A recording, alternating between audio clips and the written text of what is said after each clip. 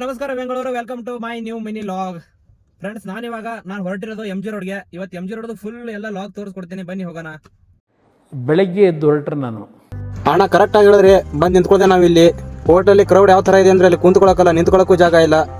ಮೂಲ್ಯಾಗ ಕೂತು ಒಂದು ಟಬ್ ನಾಷ್ಟ ಮಾಡಿ ನಾವು ಹೊಂಟು ಚಾ ಕುಡ್ಲಾಕ ನಮ್ಮ ದೋಸ್ತ 50 ರೂಪಾಯಿ ಬಿಟ್ಟಿದ್ದ. ಹೋಗಿ ಹೊಡೆದ ಭಾಳ ಬೈದಿದ್ನಿ. ಅದಕ್ಕೆ ಇವತ್ತು ಫೋನ್ ಪೇ ಮಾಡಿದ್ದಾರೋ ಇಲ್ವೋ ನಮಗಂತೂ ಗೊತ್ತಿಲ್ಲ. ಫೋನ್ ಪೇ ಮಾಡಿದ್ದಾರಂಗಣ್ಣ. ಯಾಕೆ ನನ್ನ ಮೇಲೆ ಸಂಶಯ ಬಿಡ್ತೀರಿ ನೀವು ಯಾವಾಗಲೂ? ಈ ಬೆಂಗಳೂರಲ್ಲಿ ತುಂಬ ಟ್ರಾಫಿಕ್ ಆಗ್ತಾ ಇದೆ. ಅವ್ರಿಗೊಂದು ಸ್ವಲ್ಪ ಏನಾದ್ರು ಹೇಳಿ ರಾಜಕಾರಣಿಗೆ, ನಿಮ್ಮ ಭಾಷೆಲಿ ಏನಾದ್ರು ಹೇಳಂಗಿದ್ರೆ. ಚಂದಮ್ಮನ ಕತೆ. ರಂಗಣ್ಣ, ನೀನು ಮಧ್ಯೆ ಅಡ್ಡ ಬರಬೇಡ.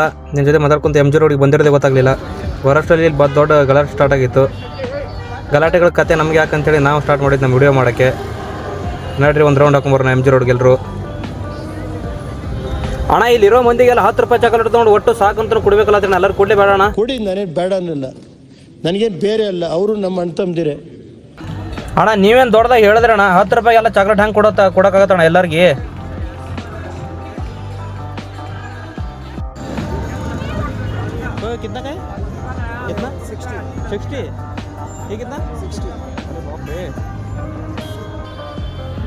ಬೆಂಗಳೂರು ತುಂಬ ಕಾಸ್ಟ್ಲಿ ರೀ.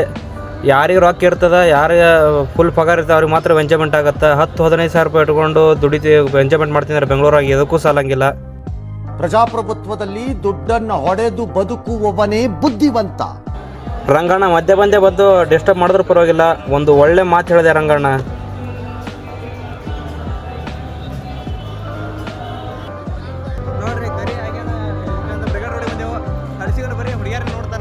ಈ ಬಡತವಿಂದ ದೇಶ ಉದ್ಧಾರ ಆಯ್ತದ.